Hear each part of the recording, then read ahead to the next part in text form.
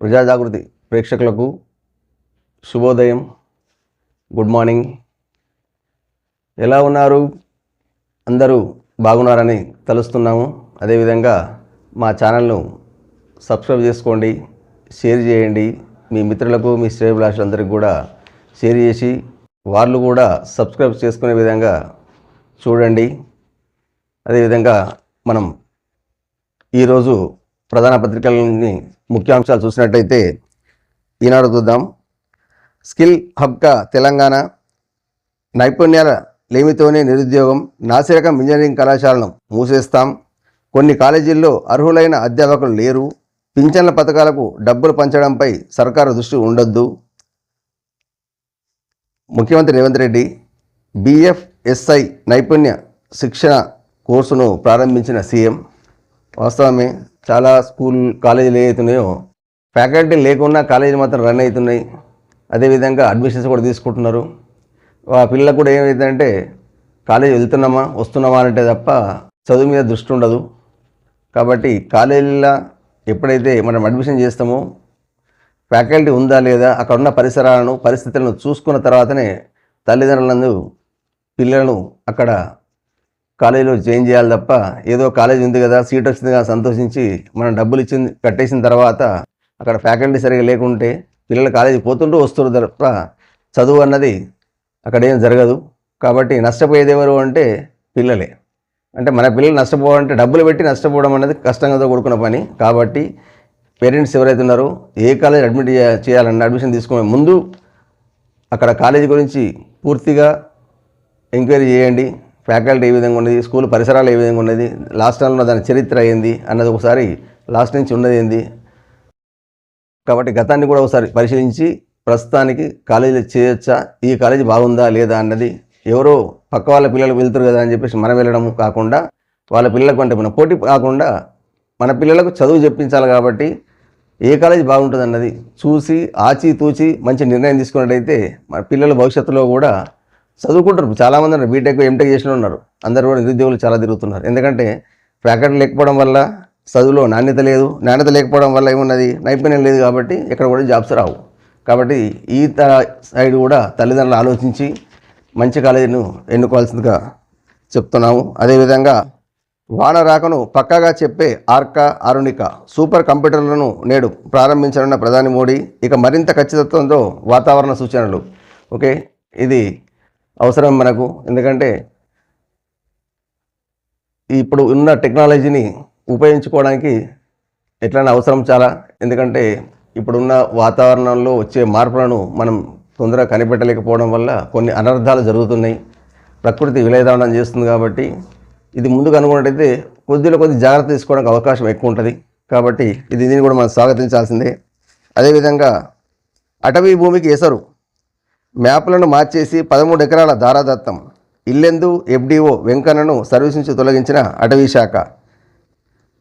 ఇక ఇది దారుణం. ఎందుకంటే ప్రజా భూములను ధనాన్ని కూడా ఎవరైతే చాలామంది కొందరు ఎంప్లాయీస్ ఎవరైతే ఉన్నారో తమ స్వార్థాల కోసం ఈ రకంగా వాళ్ళను కొందరు వాడుకుంటున్నారు. కొందరు వాళ్ళే స్వార్థంతో వాళ్ళ బంధువులకు కూడా చాలామంది చేస్తున్నారు.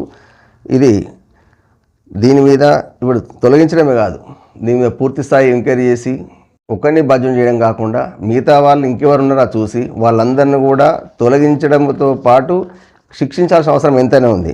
అసలు వివరాలకు వెళ్తే ఏంటంటే సీతారామ ఎత్తిపోతల పథకం నిర్మాణం కోసం కొత్తగూడెం, ఖమ్మం జిల్లాలోని వివిధ అటవీ డివిజన్ల నుంచి భూములను బదలాయించారు. పరిహారంగా అటవీ శాఖకు ప్రత్యామ్నాయ అటవీకరణ కోసం ఇల్లెందు ఫారెస్ట్ రేంజ్లో 82.67 ఎకరాల రెవెన్యూ భూముల్ని కేటాయించారు. వాటిల్లో మొక్కలు నాటాల్సింది పోయి కావలసిన వారికి సొంతం చేసేందుకు అటవీ అధికారులు సహకరించారు. 2016-18 మధ్యన ఇల్లెందు FROగా పనిచేసిన ప్రస్తుత FDO ప్రత్యామ్నాయ అటవీ భూముల విషయంలో అక్రమాలకు పాల్పడినట్లు ఆరోపణలున్నాయి. కాబట్టి ఇది ఎవరో సామాన్యులు అక్కడున్న కొంచెం ప్రభుత్వ భూమిని అక్రమం చేసినట్టయితేనే మనం చర్యలు తీసుకుంటున్నాం. అటువంటిది ఇట్లా ఎకరాలను, అది కూడా బాధ్యతాయుతమైన పదవిలో ఉన్న ఒక అధికారి ఈ రకంగా పాల్పడడం అన్నది చాలా ఏహ్యమైన చర్య ఇది. కాబట్టి దీనిపైన ప్రభుత్వం వారు, సంబంధిత అధికారులు క్షుణ్ణంగా ఎంక్వైరీ చేసి సంబంధం ఎవరెవరికి సంబంధం ఉందో, అది రాజకీయ నాయకులు కావచ్చు, లేదా తీసుకున్న వాళ్ళు ఇచ్చిన వాళ్ళు ఎవరైతే ఉన్నారో వీళ్ళందరినీ కూడా కఠినంగా శిక్షించి ఇక ముందు ఇది జరగకుండా, అంటే ఇటువంటి సంఘటనలు జరగకుండా గట్టి చర్యలు తీసుకోవాలని చెప్పేసి కోరుతున్నాం. అదేవిధంగా విజయ నెయ్యితోనే ప్రసాదాల తయారీ దేవాలయకు ప్రభుత్వం ఆదేశించింది. ఇన్నాళ్ళు ప్రైవేటుకే ప్రాధాన్యం ఇవ్వడంపై ఆగ్రహం. గతంలో ప్రభుత్వ డైరీ కోరిన ఆలయాలు కొనలేదని గుర్తింపు. అయితే ఇప్పుడైతే కనీసం ఏదైతే తిరుపతి జరుగుతుందో ఇప్పుడైతే విజయ నెయ్యితో ప్రసాదాలు తయారు చేస్తారట. దీని గురించి కూడా మనం చూద్దాం. మంచి జరిగితే సంతోషమే. ఎందుకంటే ఇప్పుడైతే హాట్ టాపిక్గా నడుస్తుంది ఏంటంటే హిందువుల మనోభావాలు దెబ్బతీసే విధంగా లడ్డూ ప్రసాదం పైన చర్చ జరుగుతుంది. దీనిపైన ప్రతి హిందువు కూడా స్పందించాల్సిందే. ఇప్పుడు ఆంధ్రప్రదేశ్ రాష్ట్రంలో డిప్యూటీ సీఎం ఏదైతే ప్రక్షాళన కార్యక్రమం కానీ హిందువుల జాగృతి కోసం ఏదైతే చెప్తున్నాడో ప్రతి హిందువు కూడా స్పందించాల్సిందే. ఇది హిందూ మతంలో చాలామంది ఈ లడ్డు అన్నది పెద్ద ఇది విషయమా అని కూడా కొందరు అంటున్నారు. విషయమే కాదు, మనోభావాలు దెబ్బతీసే విధంగా ఇది జరిగింది. కాబట్టి దీన్ని ఇప్పటికైనా ఎంక్వైరీ కమిషన్ ఏదైతే చేసి దీనిపైన ఎవరెవరు బాధ్యులు జరిగింది వాస్తవమా అన్నది చేసి హిందువుల మనోభావాలు దెబ్బతినకుండా ప్రతి హిందూ దేవాలయాల్లో హిందువులనే జాబ్లో ఉంచాలి, పర్యవేక్షణ కూడా ఉంచాలి. ఇప్పటికి కూడా కొన్ని రాష్ట్రాల్లో హిందూ దేవాలయాల్లో హిందూయేతరులను జాబ్లో నిర్ణయం ఉంచడం జరుగుతుంది. కాబట్టి ప్రభుత్వం వారు చూసి గట్టి చర్య తీసుకొని హిందువులను మాత్రం ఉంచాలని చెప్పేసి కోరుతున్నాము. అదేవిధంగా మితిమీరితే మీ జబ్బుకి ముప్పే. అధిక యాంటీబయాటిక్స్తో చిన్నపిల్లల్లో ఉబ్బసం సమస్య, పేగుల్లోని మంచి బ్యాక్టీరియాపై దుష్ప్రభావం, గణనీయంగా తగ్గుతున్న రోగనిరోధక శక్తి. టీబీసీ జర్నల్లో పరిశోధన పత్రం ప్రచురితం. ఆచితూచి వాడాలంటున్న పీడియాట్రిషియన్ డాక్టర్ ఉషారాణి. వాస్తవమే, పిల్లకం కాదు, ఈ మధ్య పెద్దలు కూడా మందులు అన్నది పరిపాటిగా మింగేస్తున్నారు. ఈ కరోనా వచ్చిన తర్వాత చాలామందికి, అప్పుడు కరోనా ఉన్నప్పుడు ప్రభుత్వం వారు కొన్ని మందులు సరఫరా చేయడం జరిగింది. అంటే అది అక్కడ అవసరము కాబట్టి. కానీ ఇప్పుడున్న ప్రజలు ఏం చేస్తున్నారంటే అదే మందులు తెచ్చుకొని కొన్ని, అంటే ఏదైతే వాడుతున్నామో అందరూ తెలిసిపోయింది. కొన్ని మచ్చుకు తీసుకున్నట్టయితే ఇప్పుడు అజిత్రమైసిన్ అని చెప్పేసి, మోంటలోకస్ టాబ్లెట్, అంబ్రోక్సిస్ సిరప్ అని, డోలో అని, ఇది ఏంటంటే ప్రతిదీ విరివిగా మింగేస్తున్నారు. ప్రతి ప్రజల ఇళ్ళల్లో డోలో అన్నది నిత్యావసర వస్తువు అయిపోయింది. తలనొచ్చినా, జ్వరం వచ్చినా, ఒళ్ళు నొప్పులు వచ్చినా, ఏది వచ్చినా ఒక డోలో మింగేస్తున్నారు. అది కూడా ఏంది, చిన్నపిల్లలకు కూడా దాంట్లో సగం వేయాలన్నా ఒకటి వేయాలన్నా వేసేస్తున్నారు అంతే, ఏం లేకుండా, ఆలోచన లేకుండా వేస్తున్నారు. కాబట్టి ఇది ముందు అనర్థదాయకం అవుతుంది. అంటే ఏమందైనా కానీ ఈవెన్ పారాసిటమాల్ గోళీ తీసుకున్నా కూడా మనకు అతి అన్నది చాలా కష్టంతో కూడుకున్నది. ఎందుకంటే లివర్ మీద ప్రభావం చూపిస్తుంది, మిగతా ఆర్గాన్స్ మీద ప్రభావం చూపిస్తుంది.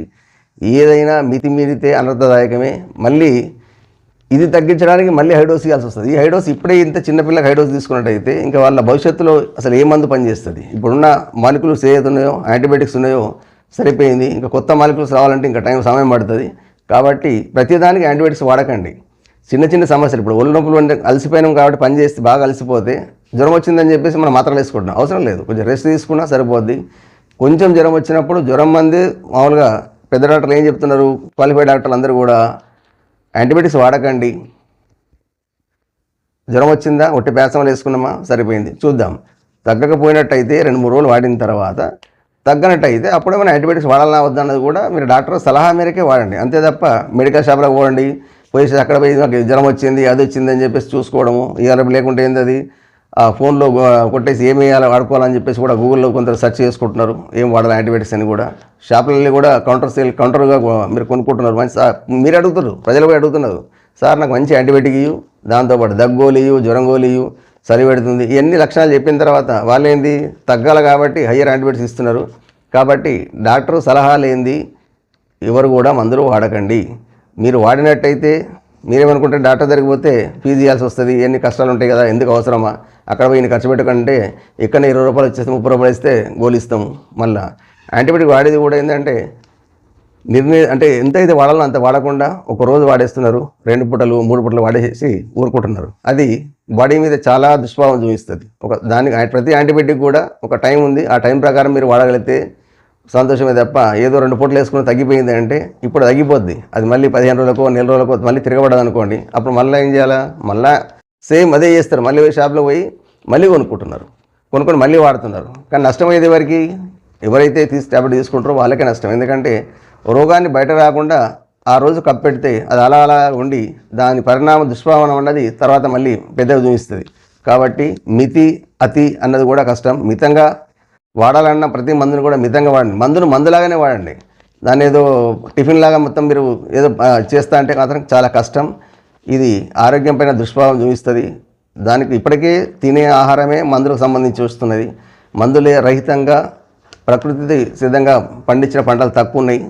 కాబట్టి అదే మందే రోగాన్ని రావడానికి మందులే కారణం, రోగం తగ్గడానికి కూడా మందులే కారణం. కానీ ప్రతిదానికి మందులు వాడకండి, ఆచితూచి వాడండి, ఆరోగ్యాన్ని కాపాడుకోండి. అదేవిధంగా ఇంకో వార్త చూసుకున్నట్టయితే బెదిరించి కాదు బుజ్జగించి ఆపరేషన్ మూసి నిర్వాసితులకు పునరావాసం కల్పనకు ఉత్తర్వులు. 15,000 కుటుంబాలకు డబుల్ బెడ్రూమ్ ఇల్లు కేటాయింపు. వివరాలను సేకరణకు కలెక్టర్ల నేతృత్వంలో బృందాలు. వాస్తవం ఇప్పుడు బెదిరించడం అంటే మనం భయపెట్టి చేసే కంటే ముందు వాళ్ళకి ఎవరికైతే నిర్వాసితులు ఉందో మూసిన దగ్గర వాళ్ళందరికీ కూడా ఏదైతే ఇల్లు ఉందో ఇక్కడ వాళ్ళు నష్టపోతారు. కాబట్టి వాళ్ళందరికీ కూడా డబుల్ బెడ్రూమ్ ఇల్లు నుంచి కేటాయించేసి ఈ ప్రక్షాళన జరిగితే మూసినది కూడా బాగానే ఉంటుంది. కాబట్టి ఇది మంచి హర్షించదగ్గ విషయమే. అదేవిధంగా మనం ఇంకో వార్త చూసినట్టయితే సాక్షి పేపర్ చూద్దాం. సాక్షి చూసినట్టయితే ప్రైవేట్ వైద్యం మిథ్య, అధ్యాపకులు లేరు, సదుపాయాలు లేవు. మెడికల్ కాలేజీలో కూడా సేమ్ ఇదే ప్రాబ్లం. ఎక్కడ పోయినా కానీ కాలేజీ మాత్రం పెద్దగా ఉంటాయి, అక్కడ మాత్రం ఫ్యాకల్టీ మాత్రం ఉండదు. కాబట్టి ఎంచుకునే తల్లిదండ్రులు లక్షలు ఖర్చు పెట్టేసి మీరు సీట్లు అంటే నీట్ రాసిన తర్వాత కొందరు మేనేజ్మెంట్ సీట్లు కొందరు ఈ రకంగా చూసుకుంటారు. ప్రైవేట్ మెడికల్ కాలేజీల్లో సీట్ల సంఖ్యను అనుగుణంగా లేని ఫ్యాకల్టీ సిబ్బంది, కొన్ని కాలేజీలు సగం మంది బోధన సిబ్బందితోనే నడిపిస్తున్న వైనం, విద్యార్థులకు సదుపాయాలు కల్పనలో నిర్లక్ష్యం, ఫలితంగా రాణించని విద్యార్థులు, నేషనల్ మెడికల్ కమిషన్ తనిఖీల్లో బయటపడిన వాస్తవాలు. తనిఖీల్లో ఏం తేలింది? పలు ప్రైవేట్ మెడికల్ కాలేజీల్లో 50% వరకు అధ్యాపకులు లేరు. ఓ కాలేజీలో 50.47%, మరో కాలేజీలో 59.3 మేరకు కొరత ఉంది. ఒక కాలేజీ రెసిడెంట్లు ట్యూటర్లు కొరత 66.31% వరకు ఉంది. 150 మంది విద్యార్థులు ఉండే కాలేజీ అనుబంధ ఆసుపత్రుల్లో రోజుకు 1200 మంది ఓపీ ఉండాలి. ఒక చోట 849, మరో చోట 650 మందే వస్తున్నారు. ఓ కాలేజీ ఆసుపత్రిలో 650కి 542 పడకలే ఉన్నాయి. 2 కాలేజీల ఆసుపత్రుల్లో బెడ్స్ ఆక్యుపెన్సీ 9.38%, 11.97 చొప్పునే ఉంది. పలు చోట్ల లెక్చరర్ హాళ్ళు, పరీక్షా కేంద్రాలు సరిపడా లేవు. ఒకే ప్రొఫెసర్ 2 కాలేజీలో చూపిస్తున్నారు. అంటే ఇది ఎంత దారుణమో ఆలోచించండి. ఈ ప్రభుత్వం వారు ఎవరైతే దీని మీద అధికారులు ఉన్నారో కాలేజీ రిజిస్ట్రేషన్ చేసేటప్పుడు పరిసరాలను పరిశీలించి అక్కడ ఉన్న సౌకర్యాలు ఏతుందో నామ్స్ ప్రకారంగా కాలేజీ ఉందా లేదా, దాంతోపాటు ఫ్యాకల్టీ వాళ్ళు ఎవరో ఉన్న వాళ్ళు కూడా మనం బయోడేటా తీసుకొని అప్పుడే మనం వాళ్ళకి పర్మిషన్ ఇస్తాం. అయితే ఒక్కొక్క ట్యూటరు ఏదైతే లెక్చరర్ ఉన్నారో ప్రొఫెసర్స్ ఒక మనిషి 2 కాలేజీలో చెప్పడం ఎంతవరకు సంబంధించి అంటే 2 చూపిస్తున్నారు. మరి ఆయన చూపిస్తున్నాడంటే సమయం ఎక్కడ ఇస్తాడు? ఈ కాలేజీలు ఇస్తాడా, ఆ కాలేజీ ఇస్తాడా? దాని గురించి కూడా క్షుణ్ణంగా ఆలోచించాలి. కాబట్టి ఒక ప్రొఫెసర్ ఒకటే కాలేజీలో ఉండే విధంగా అదేవిధంగా ప్రతి కాలేజీలో ఫ్యాకల్టీ ఎంతవరకు ఉన్నదో కూడా డిస్ప్లే చేసినట్టయితే బాగుంటుంది. అంటే కాలేజీతో పాటు సదుపాయాలు ఏ కాలేజీలో ఏ సబ్జెక్టు ఏ ప్రొఫెసర్ చెప్తాడు. కాబట్టి ఫుల్గా మొత్తం డాటా ఇట్లా మనం బయట పెట్టినట్టయితే మనకు కూడా వచ్చే వాళ్ళ తల్లిదండ్రులకు అర్థమవుతుంది. తల్లిదండ్రులు కాలేజీ పెద్ద పేర్లు చూసి మోసపోకండి, అక్కడ ఉన్న ఫ్యాకల్టీని కూడా చూడండి మీరు. ఎందుకంటే పెద్ద కాలేజీ ఫ్యాకల్టీ బాగుంటుందేమో, చాలామంది ఉన్నారు, ఫీజులు ఎక్కువ పోతున్నాయంటే పెద్ద కాలేజీ కాబట్టి అక్కడ బయట పై మెరుగులు చూసి మోసపోతే ఫ్యాకల్టీ అన్నది పిల్లలకు చదువు దెబ్బతింటుంది. ఇది బీటెక్ ఆ కాలేజీలో జరుగుతున్నది, బీటెక్ ఎంటెక్ అటువంటి కాలేజీ. దాంతోపాటు ఇది వైద్య వృత్తి సంబంధించింది. నైపుణ్యత అన్నది ఉండకుంటే ఫ్యూచర్ అన్నది కష్టం. ఎందుకంటే ఇది ప్రాణాలతో చెలగాటం ఆడే వృత్తి కాబట్టి ఫ్యాకల్టీ అవసరం. పిల్లలకు చదువు కూడా చాలా అవసరం. ఎందుకంటే ఇది నిత్య విద్యార్థి లెక్కనే ఉంటుంది వైద్య వృత్తి అన్నది. ఎంత చదివినా కొత్త వస్తున్నాయి కాబట్టి కొత్త మార్పులు వస్తున్నాయి, కొత్త సమస్యలు వస్తున్నాయి. సమస్యకి ఏ విధంగా అన్నది చూసుకోవాలి. కాబట్టి ఇది పునాది గట్టిగా ఉండాలి. కాబట్టి తల్లిదండ్రులు మీరు ప్రైవేట్ ఏదైతే మీరు చూస్తున్నారో కాలేజీలలో ఆ కాలేజీను ఆచితూచి మంచి కాలేజీలో తీసుకోండి, ఫీజు తక్కువనో లేక ఫీజు ఎక్కువనో లేక పై మెరుగులు చూసి మీరు అట్లా చూసి మోసపోతే పిల్లలు చదువులు మన భవిష్యత్తు నాశనం చేసిన వాళ్ళం అవుతాం. కాబట్టి తస్మాత్ జాగ్రత్త. యువతకు నైపుణ్య లక్ష్యం BFSI స్కిల్ డెవలప్మెంట్ కార్యక్రమం ప్రారంభంలో సీఎం రేవంత్ రెడ్డి గత 10 ఏళ్లలో ఉపాధి అవకాశాలు కల్పించి చర్యలు చేపట్టలేదు.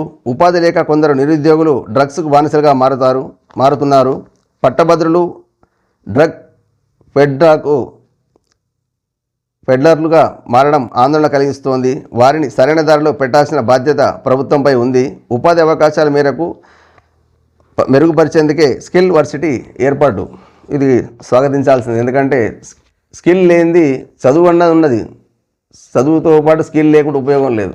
అందుకే అంటున్నాం కదా, చాలామంది ఇప్పుడు ఇటువంటి ప్రైవేట్ కాలేజీల్లో అంటే కాలేజీలలో ఫ్యాకల్టీ లేకపోవడం వల్ల విద్యార్థి కరోనా సమయంలో ఏదైతే అందరు పాస్ అయినరో ఇదే విధంగా ఏదో ఎగ్జామ్ టైంకి ఏదో చేసుకొని పాస్ అయితే నైపుణ్యత లేకపోతే జాబ్లో స్థిరత్వం ఉండదు, జాబ్ కూడా రాదు. మరి జాబ్ రాకపోతే మనం ఏమనుకుంటాం, మా పిల్లలు చదువుకున్నారు, ఇంత చదివేసారు కానీ జాబ్ వస్తలేదు మావాడు, కానీ మా తల్లిదండ్రులు బాధపడతారు. కానీ మనోడి దగ్గర అంత వర్త్ లేదు అన్న విషయం మనం కూడా గమనించలేము, అంటే గుర్తిస్తలేము మనం కూడా. కాబట్టి పిల్లల చదువు టైం ఏదైతుందో ఏ కాలేజీ చేస్తున్నామో అక్కడ ఉన్న ఫ్యాకల్టీని కానీ మన పిల్లల చదువు గురించి కానీ మనం డబ్బు ఖర్చు పెట్టాం ఒకటే కాకుండా దాని ఫౌండేషన్ ఎంత ఉంది గట్టిగా అన్నది కూడా కొంచెం ఆలోచించినట్టయితే మన పిల్లలకు డబ్బులు ఖర్చు పెట్టి మీరు చదివిస్తున్నారు, ఆ చదువు ఎంతవరకు సార్థకత అవుతుంది, అక్కడ ఉన్న ఫ్యాకల్టీ బాగుందా లేదా, అదేవిధంగా నైపుణ్యత. అందుకని ఇప్పుడు గౌరవ ముఖ్యమంత్రి గారు ఏం చేస్తున్నారు, నైపుణ్యం మీద ఇక్కడ స్కిల్ మీద ఇప్పుడు ప్రతి దగ్గర కూడా చాలామంది డిగ్రీ పీజీ చేసిన తర్వాత కూడా స్కిల్ డెవలప్మెంట్ కోసం ఒక 6 months 1 year ట్రైనింగ్ తీసుకుంటారు చాలామంది, ఎందుకంటే అది అవసరం.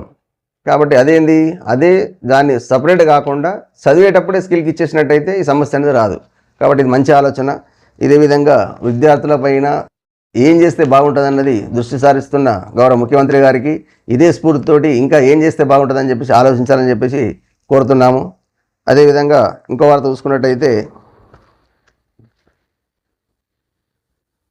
దేవుడు ఇచ్చిండ్రు, అతి వినియోగం అనర్థదాయకమే, యూరినరీ బ్లడ్ ఇన్ఫెక్షన్లు న్యూమోనియా చికిత్సలో తగ్గిన సాధారణ యాంటీబయాటిక్స్ ప్రభావం. ఇంతకుముందు చిన్న సమస్య వచ్చినప్పుడు చిన్న యాంటీబయాటిక్స్ ఇస్తే సరిపోయేది. ఇప్పుడు సెల్ఫ్ మెడికేషన్ ఎక్కువైపోయింది కాబట్టి చాలామందికి ఇప్పుడు హయ్యర్ యాంటీబయాటిక్స్ ఇవ్వాల్సిన అవసరం వస్తుంది. కాబట్టి మితిమీరి మీరు యాంటీబయాటిక్స్ మింగకండి. మళ్ళీ సమస్య వచ్చినప్పుడు మీరు హాస్పిటల్లో పోయినప్పుడు టెస్ట్లను చేయించినప్పుడు వారు కూడా యాంటీబయాటిక్స్ ఇస్తారు చూసి. కానీ కొన్ని యాంటీబయాటిక్స్ కొందరికి రెస్పాండ్ అవుతలేవు. కాబట్టి మళ్ళీ టెస్ట్ చేయించేస్తే మీకు ఏ మందు పడుతుంది, ఏ మందుకు ఎంతవరకు పనిచేస్తుందని టెస్ట్ కల్చర్ చేయించి ఆ కల్చర్లో వచ్చే రిపోర్ట్ని బట్టి మళ్ళీ మందులు ఇవ్వాల్సి వస్తుంది. ఆ మందులు ఇచ్చినాక కూడా 5 రోజులు వాడాల్సింది వస్తే 5 రోజులు కాదు 10 రోజులు వాడాల్సిన అవసరం వస్తుంది. ఎందుకంటే మీ బాడీ అన్నది ఆ రకంగా తయారైపోతుంది. ఎందుకు విరివిగా మీరు యాంటీబయాటిక్స్ వాడడం వల్ల అది కష్టమవుతుంది. కాబట్టి దయచేసి అవసరం నిమిత్తమే మందులు వాడండి, అవసరం లేకుంటే మీరు మందులు వాడకండి. ప్రతి సమస్యకు యాంటీబయాటిక్స్ అన్నది మందు కాదు. కాబట్టి ఆచితూచి మందు అన్నదే మందు. కాబట్టి ఆ మందుని మీరు ఇష్టం వచ్చినట్టు వాడినట్టయితే లాభం కంటే నష్టమే ఎక్కువ జరుగుతుంది. కాబట్టి తస్మత్ జాగ్రత్త. అదేవిధంగా ప్రజా జాగృతి పత్రిక చూసినట్టయితే ఫిర్ ఏక్ బార్ బీజేపీ సర్కార్,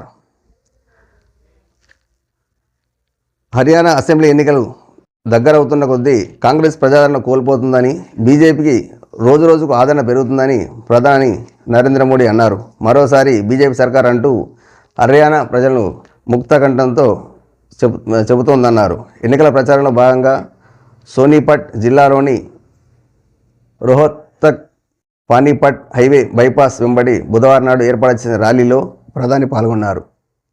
గాంధీ కుటుంబంపై ప్రధాని విమర్శలు గుప్పించారు. హర్యానాను మధ్యవర్తులు అల్లులకు కాంగ్రెస్ అప్పగించిందని అన్నారు. కాంగ్రెస్ ఎక్కడ అడుగు పెడితే అక్కడ అవినీతి ఆశ్రిత పక్షపాతం తప్పనిసరిని, ప్రభుత్వ వ్యవస్థలో అవినీతిని తీసుకువచ్చిందని ప్రధాని ఆ సభలో చెప్పడం జరిగింది. కాబట్టి అక్కడ ప్రజలకు ఏంటంటే ఎలక్షన్లో ప్రచారంలో భాగంగా ఫిర్ ఏక్ బార్ బీజేపీ సర్కార్ అని చెప్పేసి అక్కడ ప్రజలకు ఉద్దేశిస్తూ ఈ విధంగా చెప్తూ మా ప్రభుత్వం వస్తే ప్రజా సౌకర్యాలు ఏమి కల్పిస్తామో అని చెప్తూ, అదేవిధంగా ప్రతిపక్షాలను దుమ్మెత్తిపోస్తూ ఇక ఎలక్షన్లో ప్రచారం అన్నప్పుడు అదే విధంగా ఉంటుంది. అదేవిధంగా ఇంకో వార్త చూసినట్టయితే మనకు హైడ్రా నెక్స్ట్ టార్గెట్ ఫిక్స్, త్వరలో అక్కడ అక్రమ నిర్మాణాల కూల్చివేత. మూసీ రివర్ బెడ్లో 2,000కు పైగా అక్రమ నిర్మాణాలు అధికారులు గుర్తించారు. అక్రమ కట్టడాలను తొలగించేందుకు ప్రణాళిక సిద్ధం చేస్తున్నారు. హైదరాబాద్ జిల్లా పరిధిలో 1,595 అక్రమ నిర్మాణాలు గుర్తించారు. మల్కాజిగిరిలో 239, రంగారెడ్డి జిల్లాలో 332 అక్రమ నిర్మాణాలను గుర్తించారు. పునరావాసం కల్పించిన తర్వాతనే మూసిలో నిర్మాణాలు తొలగింపు చర్యలు చేపట్టనున్నారు. 2-3 రోజుల్లో నిర్వాసితులు సామగ్రి తరలింపు ప్రక్రియను ప్రారంభించనున్నారు.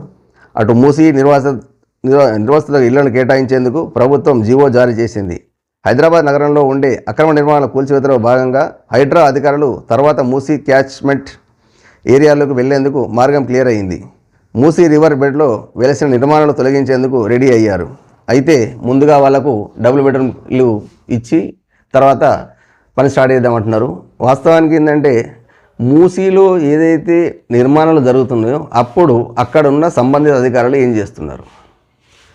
ఒక ఇల్లు కట్టిండ్రు, తీసేసినట్టయితే రెండో ఇల్లు అక్కడ రాదు కదా. అది కాకుండా మూసీలో ఒక్కొక్క ఇల్లు అన్నీ పోయిన తర్వాత ఒక జన నివాసం ఏర్పరచుకున్న తర్వాత మనం మళ్ళీ కళ్ళు తెరిచి ప్రభుత్వాలు కళ్ళు తెరిచి పాపం చూసి చర్య తీసుకుంటారు ప్రభుత్వం వారు. కానీ ప్రభుత్వం వారి కంటే ముందు అధికారులు ఏం చేస్తారు? ఇక్కడ అధికారుల అసత్వం ఎక్కువ కనబడుతున్నది. ఏదైతే ప్రభుత్వ భూమిని ఆక్రమణ చేసి జరుగుతున్నప్పుడు అక్కడ ఉన్న అధికారులు తొందరగా స్పందించినట్టయితే ఈ సమస్య వచ్చేది కాదు కదా. అందుకని ప్రభుత్వ అధికారులు ఆఫీసులకే పరిమితం కాకుండా సంబంధిత అధికారులు క్షేత్రస్థాయిలో పరిశీలన చేస్తూ ఉండాలి. అప్పుడప్పుడు చేస్తూ ఉంటేనే అక్కడ జరిగేది మొత్తం తెలుస్తుంటుంది.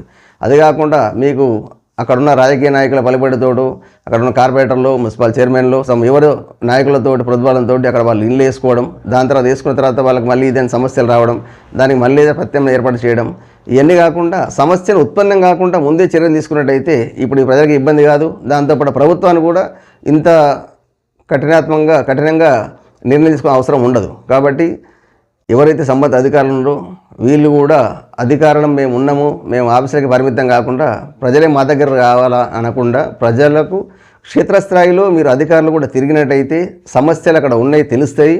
ప్రభుత్వం ఆక్రమణ కాకుండా కూడా బాధ్యత ఉంటుంది. కాబట్టి అధికారులు ఎవరైతే ఉన్నారో క్షేత్రస్థాయిలో పర్యటించండి. అదేవిధంగా నాయకులు ఎవరైతే ఉన్నారో అక్కడ ఎమ్మెల్యేలు కావచ్చు, స్థానికంగా ఉన్న ఎమ్మెల్సీలు కావచ్చు, మంత్రులు కావచ్చు, ప్రజల వద్దకు వెళ్ళండి.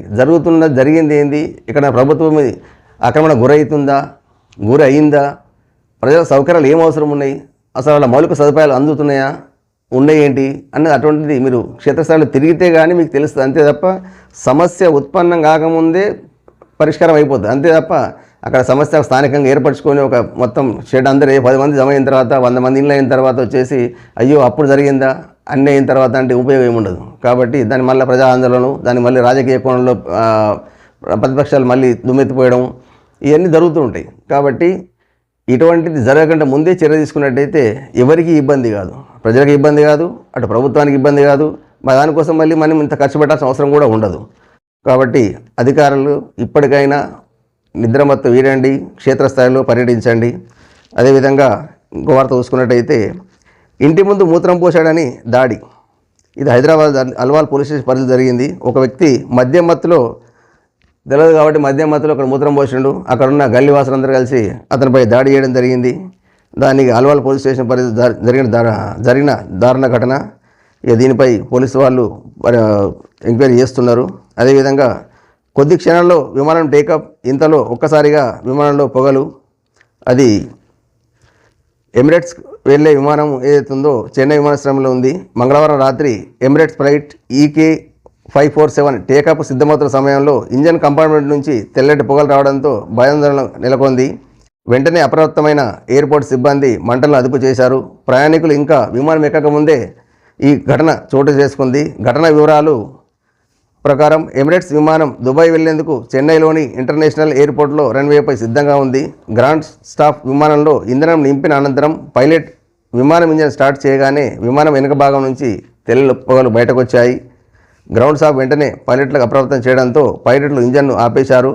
ఎలాంటి అవాంఛనీయ సంఘటన జరగకుండా వెంటనే అగ్నిమాపక శకటాలు రంగంలోకి దిగాయి. ఈ విమానంలో 300 మంది ప్రయాణికులు బయలుదేరాల్సి ఉంది. అయితే బోయింగ్కి ముందే ఈ ఘటన చోటు చేసుకుంది కాబట్టి ఎవరికి కూడా ఏం కాలేదు. ఇది ఏం కాలేదు కాబట్టి సంతోషించాల్సిన విషయమే. దాని తర్వాత పత్యం ఏర్పడతోటి మళ్ళీ రాత్రి కొంచెం లేటుగా బయలుదేరేసింది విమానం. అక్కడ ఏం కాలేదు, సంతోషం. అదేవిధంగా రెండో విడతలో 56% పోలింగ్ నమోదు. జమ్మూ కాశ్మీర్ ఎలక్షన్లు ఏది ఉన్నాయో రెండో విడత పోలింగ్ జరిగింది. అది 56% పోలింగ్ నమోదైంది. అంటే ఇంకా కావాల్సింది, కాకపోతే ఇంకా తగ్గిందండి. 56 అంటే పర్లేదు, జరగాల్సింది మంచిది జరిగింది. కానీ ఇంకా అందరూ కూడా ఓట్లు వేసినట్టయితే ఓటింగ్ శాతం పెంచండి. ప్రతి దగ్గర కూడా ఎలక్షన్లు ఎక్కడ జరిగినా ఆ రోజు హాలిడే అనుకుంటున్నారు చాలామంది. నాకెందుకు, నేను ఒక్కరిని వేయకపోతే ఏమవుతుంది అని, నేను ఒక్కరిని అని చెప్పేటప్పటికీ ఈ శాతం ఇలా పడిపోతుంది. కాబట్టి ఎలక్షన్ కమిషన్కి ఒక విన్నపం ఏంటంటే, ఎవరైతే హాలిడే ఇచ్చినామో హాలిడే ఇచ్చిన వాళ్ళు ఖచ్చితంగా ఓటు వేసేటట్టు చూసుకోవాలి. అరే హాలిడే కాదు కదా, ఇచ్చిందే ఓటు వేయడానికి. కాబట్టి ప్రతి ఓటర్ కార్డు కూడా ఆధార్ కార్డుకు అనుసంధానం అయితే ఓటర్ కూడా తెలుస్తుంది. అదేవిధంగా ఓటు వేసిండా లేదా అనేది కూడా మనకు కనబడుతుంది. కాబట్టి ఒక విన్నపం ఏంటంటే, ఎలక్షన్ కమిషన్ ఈ సైడ్ కూడా దృష్టి సారించి ఖచ్చితంగా ఆధార్ కార్డ్, ఎలక్షన్ కార్డు ఖచ్చితంగా చేయాలా. అంటే గతంలో అన్నారు, మరి అది ఎంతవరకు జరిగిందా అన్నది కూడా తెలియదు. ఎందుకంటే నిబద్ధత ఉంటుంది. ఓటు వేయాలని ఒకటి, ప్రజల చైతన్యం కూడా తీసుకోవాల్సిన ఉంది. చైతన్యం తీసుకోవాల్సిన అవసరం అంటే చదువుకున్న వాళ్ళే ఓటేస్తలేరు ఎక్కువ. చదువుకున్న వాళ్ళు చాలామంది ఓట్లు వేస్తున్నారు. చదువుకున్న వాళ్ళే హాలిడే అనుకుంటున్నారు ఆ రోజు. ఎందుకంటే దొరికింది కదా, మరి నేను ఒక్కరిని ఓటు వేయకుండా ఏమవుతుందని చెప్పేసి బయట తిరగడానికో లేకపోతే హాయిగా ఇంట్లో రెస్ట్ తీసుకోవడానికి కేటాయిస్తారు తప్ప ప్రతి పౌరుడు బాధ్యతాయుతంగా ఓటరు ఖచ్చితంగా ఓటు హక్కును వినియోగించుకోవాల్సిందే. ఓటు హక్కు వినియోగించుకుంటే మీరు పౌరులు ఇంకా ఇట్లా ఏం ప్రశ్నిస్తారు, తప్పునే ప్రశ్నిస్తారు. మళ్ళీ సౌకర్యాలు అన్నీ కావాలని ప్రభుత్వం అంటారు. మరి ప్రభుత్వం వారు ఎలక్షన్ పెట్టాము ఓటు వేయకపోవడం కారణం ఏంది? కాబట్టి ప్రతి ఒక్కరు కూడా తమ ఓటు హక్కును వినియోగించుకోండి. ఆ రోజు ఎక్కడైనా హాలిడే కాదు, ఏ ఎలక్షన్ కానివ్వండి, కార్పొరేషన్ కావచ్చు, మున్సిపల్ కావచ్చు, గ్రామ సర్పంచ్ ఎలక్షన్స్ కావచ్చు, ఏదైనా కానీ ఓటు ఉన్నది అన్నప్పుడు ఖచ్చితంగా మనం ఉన్నాం కదా. ఓటు వేయాలంటే మనం బతుకున్నామంటే ఓటు వేయాల్సిందే. ఇక ఓటు వేయలేదంటే మనం చనిపోయినాం అనుకుని ఓటు వేయకుంటే మనం చనిపోయినట్టే. కాబట్టి దయచేసి బాధ్యతాయుతమైన మనిషి అంటే మామూలు పౌరుడుగా ఖచ్చితంగా మనకున్న ఓటు హక్కును మనం వినియోగించుకోవాలా. అదేవిధంగా ఇంకో వార్త చూసినట్టయితే, చిట్టినాడు ఉంటేనే కదా కేసీఆర్ విలువ తెలిసేది అని చెప్పేసి కేటీఆర్ అంటున్నాడు. వాస్తవమే, మంచి ఉన్నప్పుడే చెడు, చెడు ఉన్నప్పుడే మంచి, ఆ విలువ తెలుస్తుంది. ఓకే, ప్రతిపక్షం ఉన్నప్పుడు ప్రభుత్వం వారికి ప్రతిపక్షం ఉంటేనే అక్కడ సమస్యలు కూడా తెలుస్తుంది.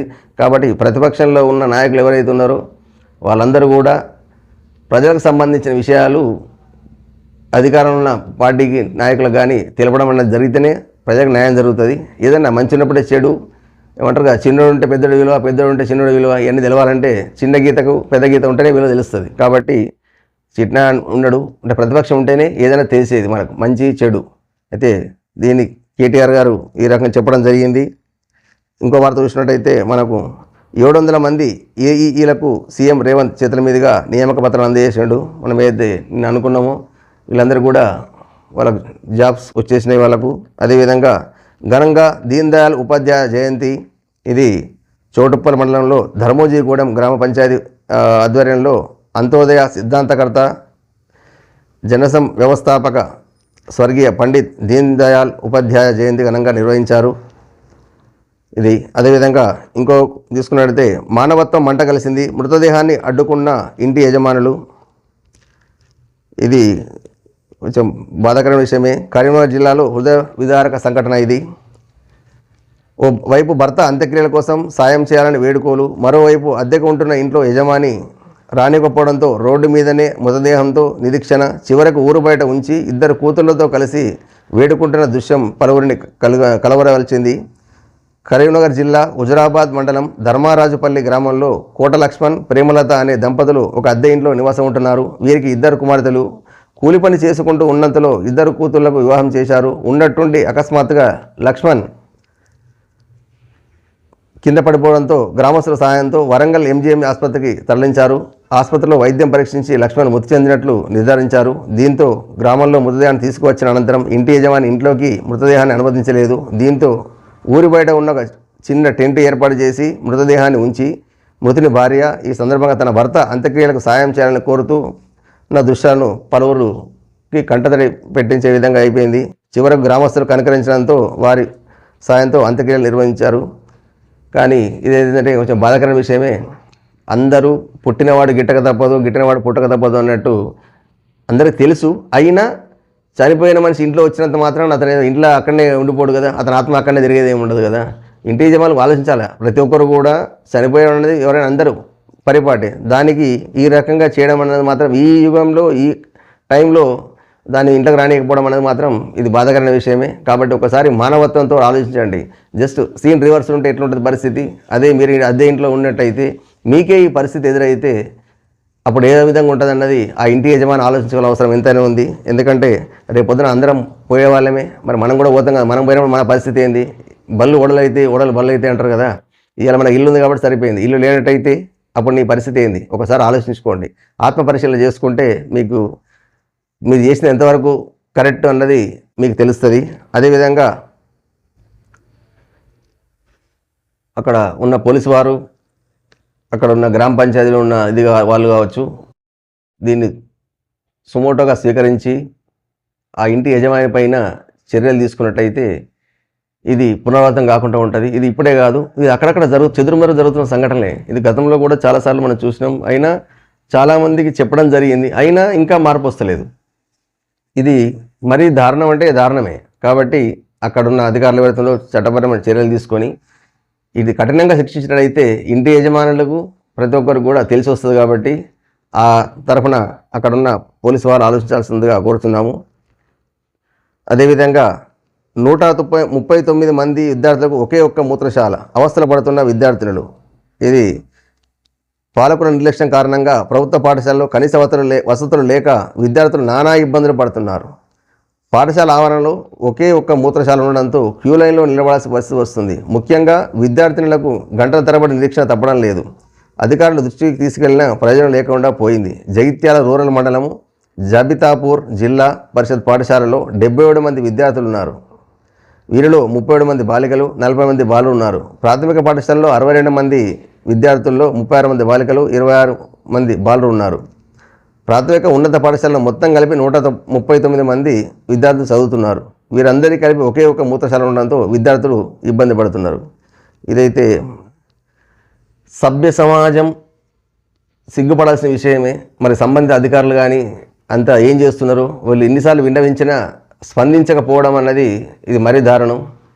ప్రభుత్వం వారు ఇప్పటికైనా అక్కడ ఉన్న గౌరవ కలెక్టర్ గారు, విద్యాశాఖ ఇప్పటికైనా కళ్ళు తెరిచి కలెక్టర్ గారు పర్యవేక్షించినట్టయితే, ఒకసారి విద్యాశాఖ నిద్రమత్తులో ఉన్నట్టుంది. అయ్యా కలెక్టర్ గారు, మీరు స్పందించండి దయచేసి. ఈ విద్యార్థుల బోర్డుకు వచ్చి వినండి, అక్కడ ఉన్న పరిస్థితి ఏంది, మరి వాళ్ళు ఇంతసేపు లైన్ కట్టాలంటే ఉన్న టైం ఎంత, ఆ టైంలో బాత్రూమ్ పోవడానికి సమయం ఎంత ఉన్నది, ఆ ఉన్న బాత్రూమ్ ఎంత, ఆ బాత్రూమ్ నీటి లేకపోవడం వల్ల వాళ్ళ ఆరోగ్యపరమైన సమస్యలు వస్తాయి. కాబట్టి గౌరవ కలెక్టర్ గారు ఒకసారి దృష్టి సారించి దీని మీద అక్కడ ఎంతమంది స్టాఫ్ అంటే మామూలుగా పిల్లలు ఉన్నారో, అక్కడ పిల్లలకి ఈ పరిస్థితి అంటే మరి అక్కడ ఉన్న టీచర్లకు కూడా బాత్రూమ్ ఎక్కడ ఉన్నది, వాళ్ళకు కూడా బాత్రూమ్ లేనట్టే కదా. కాబట్టి అక్కడ నీట్నెస్ మెయింటైన్ చేయకపోవడం వల్ల పిల్లల ఆరోగ్యం దెబ్బతింటుంది. ఇది పిల్లల ఆరోగ్యం దెబ్బతినడం వల్ల పరోక్షంగా తల్లిదండ్రులకి భారం అవుతుంది. మళ్ళీ అనవసరంగా మందులు వాడాల్సిన అవసరం వస్తున్నది. కాబట్టి ఒకదానికి 1,00,000 అంటే లింక్స్ ఏర్పడతాయి. కాబట్టి ఆరోగ్యపరంగా చాలా ఇబ్బందులు వస్తాయి. దయచేసి ఇప్పటికైనా స్పందించి అక్కడ ఎన్ని బాత్రూమ్లు అవసరం ఉన్నది మొత్తం బాత్రూమ్లు నిర్మించినట్టయితే ఈ సమస్యను మనం అధిగమించే వాళ్ళం అవుతాం. అదేవిధంగా అందరు ప్రభుత్వంలో చదువుకో అంటున్నారు, చదువుకుంటే సౌకర్యాలు ఏమున్నాయి? కాబట్టి ఒకసారి మీరు సౌకర్యాలు కల్పించండి. ప్రజలందరినీ కూడా ప్రభుత్వ బడుల వరకు ఆకర్షించాలంటే అక్కడున్న ఫ్యాకల్టీ పెంచండి. అక్కడున్న ప్రభుత్వ స్కూళ్ళనే చాలా మటుకు ఆడుకోవడానికి స్థలం ఉంటుంది. ప్రైవేట్ కళాశాలల్లో కానీ స్కూళ్ళలో కానీ ఎక్కడ కూడా ఆడుకోవడానికి గ్రౌండ్ అనేది సరిగా లేదు. వాళ్ళు రిజిస్ట్రేషన్ అంటే మామూలుగా అప్లై చేసినప్పుడు ఏదో గుర్తింపు కోసం అక్కడ ఏదో గ్రౌండ్ చేస్తున్నారు. కానీ ఎక్కడ కూడా చాలా స్కూళ్ళల్లో 15th ఆగస్టు 26 జనవరిలో ఆటల పోటీలే తప్ప రెగ్యులర్గా ఆటల పోటీలు అన్నది ఎక్కడా లేదు. చదువుకునే తప్ప శారీరకంగా ఫిట్నెస్ కోసం అక్కడ కూడా ఏది కూడా క్రీడలు అనేవి లేవు. గతంలో ప్రభుత్వం స్కూల్లే బాగుండే కాబట్టి అక్కడ ఒక డ్రిల్ పీరియడ్ అని ఒక పీరియడ్ ఉంటుండే, పీటీ మాస్టర్ కూడా ఉంటుండే. ఇప్పుడు పీటీ మాస్టర్ తగ్గిపోయారు, అక్కడ గ్రౌండ్ తగ్గిపోయింది, పిల్లల ఆటలు కూడా తగ్గిపోయినాయి. ఇప్పుడున్న ఆటలు కూడా కొందరు బయట నేర్చుకుంటున్నారు. ఫుట్బాల్ కానివ్వండి, క్రికెట్ కానివ్వండి బయట నేర్చుకుంటున్నారు. వాళ్ళే కొన్ని రాణిస్తున్నారు, కొందరు ఏదో టైంపాస్కి ఆడుకుంటున్నారు. కాబట్టి ప్రభుత్వం వారు దీని మీద దృష్టి సారించి ఆ పిల్లలకు ఆ ఇబ్బంది నుంచి వాళ్ళకు ముక్తి కలిగించాలా. ఎందుకంటే ఇక అంతకంటే చెప్పేదే ఉండదు. ఎందుకంటే ఇన్నిసార్లు వాళ్ళు అధికారులకు దరఖాస్తు పెట్టినా స్పందిస్తలేరంటే మరి దాన్ని అధికారులు అలసత్వం అనుకోవాలన్నా, ఎందుకులే అవసరమా అని అనుకుంటారా? దీని గురించి ఒకసారి ఆలోచించాలా. అదేవిధంగా కాలేజీలకు CM Revanth Reddy mass warning. ఎందుకంటే యువత పక్కదారి పడుతున్నది, డ్రగ్స్కి అలవాటు అవుతున్నారు. ఇది జరిగేదంతా కాలేజీ స్థాయిలో ఎక్కువ జరుగుతుంది కాబట్టి కాలేజీలు కూడా మాసవారికి ఇవ్వడం జరిగింది. దీనివల్ల విద్యార్థులు ఆరోగ్యం పాడవుతుంది. అదేవిధంగా తల్లిదండ్రుల ఆశలు ఏవైతున్నాయో వాళ్ళ ఆశలు కూడా నిరాశ అవుతుంది. ఇక్కడ పట్టుబడ్డ కేసులలో కూడా చాలామంది ఇంజనీరింగ్ విద్యార్థులే దొరుకుతున్నారు గంజాయి దాంట్లో. కాబట్టి తల్లిదండ్రులు ఆలోచించండి, మీ పిల్లలపైన దృష్టి సారించండి. అదేవిధంగా కాలేజీలు కూడా పర్యవేక్షణ లోపం ఇక్కడ కనబడుతున్నది. కాబట్టి కాలేజీ యాజమాన్యం డబ్బులు ఫీజులు తీసుకునే దానికంటే ముందు పిల్లలకు కూడా మీరు చూడాల్సిన బాధ్యత మీ మీద ఉంది. కాబట్టి అక్కడ ఉన్న ఫ్యాకల్టీని పెంచండి, స్టాఫ్ను పెంచండి, పర్యవేక్షించండి. పిల్లల భవిష్యత్తు తల్లిదండ్రులు నమ్మి మీ చేతుల్లో పెట్టారు. మేము ఏదైతే ఊహించి మీ చేతుల్లో పెట్టినామో దాన్ని మా నమ్మకాన్ని మీరు వమ్ము చేయొద్దని చెప్పేసి తెలుపుతున్నా. అదేవిధంగా ఉత్తమ సేవలకు ప్రశంసా పత్రం అందుకున్న సిఐ మన్మథ్ కుమార్, ఇది చౌటుప్పల్ తెలంగాణ రాష్ట్ర పోలీస్ ప్రధాన కార్యాలయం హైదరాబాద్ నందు రాష్ట్ర డీజీపీ మహేష్ భగత్ చేతుల మీదుగా చౌటుప్పల్ సిఐ మన్మథ్ కుమార్ ప్రశంసా పత్రాన్ని అందుకున్నారు. గతంలో ఉప్పల్ మహిళా పోలీస్ స్టేషన్లో ఎస్హెచ్ఓగా పౌరులకు ఉత్తమ సేవలు అందించినందుకు గాను డీజీపీ చేతుల మీదుగా ప్రశంసా పత్రం అందుకున్నారు. ఓకే, ఇది కొంచెం స్ఫూర్తిదాయకమే. ఎందుకంటే వాళ్ళ సేవలను వినియోగించుకున్నప్పుడు వాళ్ళకు మనం ప్రశంసించినట్టయితే భుజం తట్టి వెన్ను తట్టి మనం ఉన్నాము అనుకున్నప్పుడు ఏంటంటే పని చేసే వాళ్ళకు ఉత్సాహం కూడా ఉంటుంది. కాబట్టి ఇది కూడా అప్పుడప్పుడు వాళ్ళ పనితనాన్ని కూడా మనం గుర్తించి గౌరవించినట్టయితే వాళ్ళకు స్ఫూర్తి ఉంటుంది. కాబట్టి ఇది కూడా మంచి విషయమే. ఇకపై డీజే పెడితే పోలీసుల మోతే, దీంతో చాలా నష్టాలు జరిగినాయి, చాలామంది చనిపోతున్నారు. దయచేసి డీజేను పాట అవసరమే, కానీ మరీ డీజే పెట్టేసేసి మంది ప్రాణాలు తీసేంత, ప్రజల ప్రాణాలు తీసేంత ఇది కరెక్ట్ కాదు. గతంలో జరిగిన గణేష్ నిమజ్జనం, గణేష్ పూజలు ఎప్పుడైతే ఉన్నాయో అక్కడ పాటలు చాలా మటుకు తగ్గించారు. ఇదే స్ఫూర్తి కూడా ఇంకా పోలీసు వాళ్ళు మంచి నిర్ణయం తీసుకున్నారు. అదేవిధంగా డీజేను ఎవరు కూడా ప్రోత్సహించకండి. దయచేసి అంటే ప్రజల ప్రాణాలతో చెలగటమాడకండి. చాలామంది ఇప్పుడు గుండెపోటు వస్తున్నది, చిన్నపిల్లలు నిద్రపోతలేరు. మీరు రాత్రి 10 గంటల వరకు 11 గంటల వరకు మీరు డీజే పెట్టినట్టయితే మన ఆనందం ఇంకొకరికి అనర్థదాయకం కావద్దు. కాబట్టి ప్రతి ఒక్కరు ఆలోచించండి. మీరు చిన్న విషయాలు ఏంటంటే మంచిగా ఉంది, మీకు డీజే పెట్టుకోవడం మంచి డ్యాన్స్ చేస్తాం. భక్తి గీతాలు అంటే ఎట్లుండాలా, చిన్నగా ఇనసొంపుగా ఉండేటట్టుంటే భక్తి పెరుగుతుంది. అదే మనం ఏం చేస్తున్నాం, సౌండ్ పెద్ద పెట్టేసి మీ ఆనందం కోసం మీరే ఎగురుతున్నారు. మీరు డ్యాన్స్ చేసేటప్పుడు మీ దాంట్లో కూడా చాలామంది చనిపోయిన ఉన్నారు. పిల్లలు యువత ఏదైతుందో చాలామంది డ్యాన్స్ చేసేటప్పుడు కూడా చాలామంది చనిపోయినారు. కాబట్టి దీన్ని ఆలోచించండి. ప్రభుత్వం వారికి విన్నపం ఏంటంటే డీజే అన్నది బ్యాన్ చేసినట్టయితే ఇంకా సంతోషం. ఈ చర్యలు తీసుకుంటే అంటే ఇప్పుడు ఏదైతే పోలీసు వారు చర్యలు తీసుకుంటారో వారు కూడా బ్యాన్ చేయాలంటున్నారు. డీజే మ్యానుఫ్యాక్చరింగ్నే బంద్ చేయండి. ఫస్ట్ డీజే ఎక్కడైతే షాపులు అమ్ముతుండ్రో అటువంటి ఆ స్పీకర్లు ఏదైతే సిస్టమ్ ఉందో ఆ సిస్టాన్ని మొత్తం మీరు బ్యాన్ చేస్తే ఏది చేస్తుండ్రో అక్కడ షాపులలో అమ్మకుండా చూడండి. ఇది దొరికింది కాబట్టి వీళ్ళు తీసుకొస్తున్నారు. అది దొరకలేదనుకోండి తీసుకురారు కదా. కాబట్టి ఎక్కడైతే షాపులు ఉన్నాయో ఆ షాపులలో ఫస్ట్ ఉన్న డీజే సిస్టమ్ ఏదైతుందో ఆ సిస్టమ్ మొత్తం డిమాలిష్ చేయండి ఫస్ట్. అదేవిధంగా డీజే పెట్టినట్టయితే కట్టే చర్యలు తీసుకుంటూ అంటున్నారు, సంతోషమే, ఇది స్వాగతించాల్సిన విషయమే. అదేవిధంగా 8 ఏళ్ళ పిల్లలు అద్భుతం, దానిలో వరల్డ్ రికార్డ్ సాధించిండు. ఇది నల్గొండ జిల్లా మిర్యాలగూడ పట్టణంకి చెందిన వైద్యుడు డాక్టర్ నవీన్ కుమార్, శ్వేత దంపతుల స్థానికంగా హాస్పిటల్ నిర్వహిస్తున్నారు. వీరికి 8 ఏళ్ళ కుమారుడు శ్రీరామ్ ఉన్నాడు. ఇతను స్థానిక సంస్కృత పాఠశాలలో 4వ తరగతి చదువుతున్నాడు. చిన్నతనం నుంచే అద్భుత ప్రతిభ కనబరుస్తూ శబాస్ అనిపించుకున్నాడు. ఈ బుడతడు దేశంలోని రాష్ట్రాలు రాజధానులకు 15.8 సెకండ్లలో చెప్పి ప్రపంచ రికార్డులో చోటు సంపాదించాడు. ఓకే, అంత 8 ఏళ్ళ పిల్లోడు 15.8 సెకండ్లలో ప్రపంచ రికార్డు అంటే అన్ని రాష్ట్రాలు రాజధానుల పేరు చెప్పడం కూడా అంత మేధస్సుకు మనం హ్యాట్సాప్ చెప్పాల్సిందే. ప్రతి పిల్లలు అంటే ఎవరైతే విద్యార్థులు ఉంటో ఇటువంటి స్ఫూర్తి తీసుకోవాల్సిన అవసరం ఎంతైనా ఉంది. చిన్నపిల్లోడు ఇంత జ్ఞాపక శక్తి పెట్టుకొని ఈ రకంగా చెప్పడం అనేది కూడా చాలా హర్షించదగ్గ విషయమే. కాబట్టి ఇంకెవరైతే వీళ్ళ తల్లిదండ్రులు కూడా మనం హ్యాట్సాప్ చెప్పాలి. ఎందుకంటే పిల్లోడిని ఆ విధంగా మోటివేట్ చేసిర్రు. కాబట్టి అక్కడున్న స్థానికంగా ఎవరైతే చదువుకుంటుండో వాళ్ళ టీచర్లకు కూడా మనం అభినందన తెలపాలా. కాబట్టి మీ విద్యార్థులందరినీ కూడా టీచర్లు స్ఫూర్తిగా అంటే వాళ్ళని ఎంకరేజ్ చేసి వాళ్ళ భవిష్యత్తును తల్లిదండ్రులు పిల్లలనే అంటారు, వాళ్ళ భవిష్యత్తు నిర్ణయించి వాళ్ళ మార్గదర్శకం చేయాల్సింది అంతా టీచర్లే. కాబట్టి గురు బ్రహ్మ ఏదైతే సార్థక నామధేయం ఉందో ఆ దాన్ని నిలపాలంటే గురువుల మీదనే ఉంది. కాబట్టి గురువులు మొక్కుబడిగా కాకుండా ప్రతి విద్యార్థి పైన ప్రత్యేక శ్రద్ధ తీసుకొని ఆ విద్యార్థి ఏమవుతాడు, ఫ్యూచర్లో ఏం కావాలనుకుంటున్నావు అటువంటి ఆలోచన చేసి అతనికి అదే విధంగా విద్య చెప్పినట్టయితే ఇక్కడ చాలా బాగుంటుంది. అదేవిధంగా గురువు కూడా ఏమంటారంటే, ఇంతకుముందు గురువు అంటే భయం ఉండే పిల్లలకు, ఇప్పుడు గురువు అంటే భయం లేకుండా అయిపోయింది. ఎందుకంటే ఎప్పుడన్నా కోపం వచ్చి ఒక ఇల్లు కొట్టినట్టయితే విద్యార్థి ఇంటికి వెళ్ళి తల్లిదండ్రులు చెప్పడం, తల్లిదండ్రులు ఒక టీం మొత్తం వేసుకొని వచ్చేసి గురువారి పైన దాడి చేయడం, ఎందుకు కొట్టాం ఆ పిల్లోని అని. అంటే ఇక్కడ ఇదిగో సంఘటన చూస్తున్నాం. కొందరు టీచర్లు కావాలని చెప్పేసి విచక్షణారహితంగా కూడా దండించిన కేసులు ఉన్నాయి.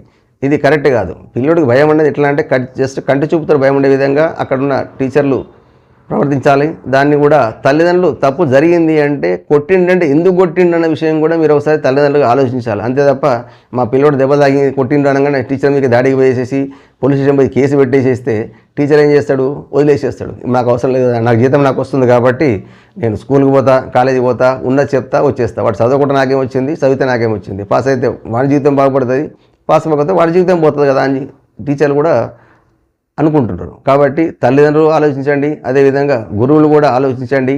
విద్యార్థులు మీ పిల్లలే కాబట్టి వాళ్ళ భవిష్యత్తు మీ చేతుల్లో ఉంది. ఎప్పటికైనా విద్యార్థికి ఇప్పుడు ఏర్పడదు, జీవితంలో బాగుపడ్డ తర్వాత ఈ గురువుగారు చెప్పడం వల్లనే నేను ఈ స్థితికి ఉన్నా అని చెప్పేసి ఒకసారి రియలైజ్ అయితే మీకు అంతకంటే మించింది ఏం లేదు. గురువుగారు ఇప్పుడు కూడా నిత్య విద్యార్థే కాబట్టి గురువులందరికీ కూడా ధన్యవాదాలు తెలపాల్సిందే. కాబట్టి గురువులు మీరు గురుతర బాధ్యత ఎరిగి విద్యార్థులకు విద్య చెప్పండి. అదేవిధంగా ఇంకో వార్త చూసుకున్నట్టయితే, పాత బస్తీ నాలాలో కనిపించిన సీన్, ఉలిక్కిపడ్డ కాలనీ వాసులు. మహానగరం పాత బస్తీ బహదూర్పుర జనవాసుల మధ్య ఒక మొసలి కనిపించింది. స్థానికంగా ఉన్న నాలాలో మొసలి కనిపించడంతో కాలనీవాసులు భయాందోళనకు గురయ్యారు. ఇళ్ల మధ్యలోకే ఇలా మొసలి రావడం పట్ల భయభ్రాంతులకు గురై ప్రజలు పరుగులు పెట్టారు. మొసలు చూసేందుకు ఆసక్తి కనబరిచారు చాలామంది. వెంటనే పోలీసులు విషయం తెలపడంతో వారు అక్కడికి చేరుకొని అటవీ శాఖ అధికారులకు సమాచారం ఇచ్చి దాన్ని జవహర్లాల్ నెహ్రూ పార్క్ సిబ్బంది మొసలి గురించి తెలుసుకున్నారు. దీంతో హుటాహుటిన ప్రదేశానికి చేరుకొని మొసలిని పట్టుకొని జూజ్ సిబ్బంది చాకచక్యంగా వ్యవహరించి మొసలిని పట్టుకోవడం జరిగింది. ఇది నేను అనుకుంటా ఏంటంటే, మొన్న ఏదైతే వర్షాలు పడ్డాయో ఆ వర్షాలు నాళ్ళకి నీళ్ళు ఉన్నాయి కదా, ఆ నాళ్ళకి వెళ్ళి కొట్టుకొచ్చినట్టు వస్తుంటుంది. కాబట్టి ఎవరైతే నాళాలు నీట్గా వెళితే ఈ పరిస్థితి వచ్చేది కాదు మనకు. కాబట్టి నాళాలపైన దయచేసి నాళాలను ఆక్రమించి మీరు కట్టకండి. నాళా సైజుని ఉంచండి, నాళా సైజు తగ్గించకండి. మీరు తగ్గించిన తర్వాత నీళ్ళు పోతలేవని, నీళ్ళు బాగా వచ్చినాయనో, వర్షాలు పడ్డప్పుడు మొత్తం జలమయం అవుతుందని చెప్పేసి మళ్ళీ మీరు గగ్గులు పెట్టడం, అధికారులు రావడం, అప్పుడు వచ్చిన తర్వాత మళ్ళీ కొంచెం ఇబ్బంది పడడం, మళ్ళీ కూలగొడితే మాది కూలగొట్టిన మళ్ళీ బాధపడడం. కాబట్టి ప్రజలు కూడా ఆలోచించాల్సిన అవసరం. ప్రతిదీ కూడా ప్రభుత్వం పైన దుమ్మెత్తిపోయడం కాకుండా, అధికారులపైన దుమ్మెత్తిపోయడం కాకుండా, ప్రజలు మనం కూడా ఎంతవరకు బాధ్యతాయుతంగా ఉన్నది అన్నది కూడా ఆలోచించాలి. మనం బాధ్యత ఎరిగినప్పుడే అధికారులు కానీ ప్రభుత్వం వారు కానీ మనకు చర్యలు తీసుకోవడానికి ఆస్కారం ఉంటుంది. కాబట్టి ప్రజలు మన స్థలంలోనే మనం కట్టుకొని పబ్లిక్ యూటిలిటీ కోసం వదిలిన స్థలాన్ని పబ్లిక్ కోసం వదిలిపెడితేనే బాగుంటుంది తప్ప, నేను కొంచెం జరిగిన కదా అని చెప్తే మన పక్కడు ఇంకొంచెం జరుగుతాడు, ఆ పక్కడు ఇంకొంచెం జరుగుతాడు. మీరు అందరు జరిగేటప్పటికి అక్కడ స్థలం ఏమి ఉంటుంది? మరి ఎంతసేపు ఏంటంటే పక్కడు బాగా జరిగింది కాబట్టి నేను కొంచెం జరిగింది సార్, పక్కడు బాగా జరిగింది అని చెప్తాడు. ఇదే విధంగా చెప్పుకుంటూ పోతే అసలు ఉండడానికి రోడ్డు ఉండదు, నాలా కనబడదు, తర్వాత ఈ సమస్యలను ఉత్పన్నమవుతాయి. కాబట్టి ప్రజలు ఫస్ట్ మనం ఆలోచించండి, దాని తర్వాత సమస్య ఉన్నప్పుడు మీరు అధికారులను సంప్రదించండి. అదేవిధంగా ఇంకో వార్త చూసుకున్నట్టయితే,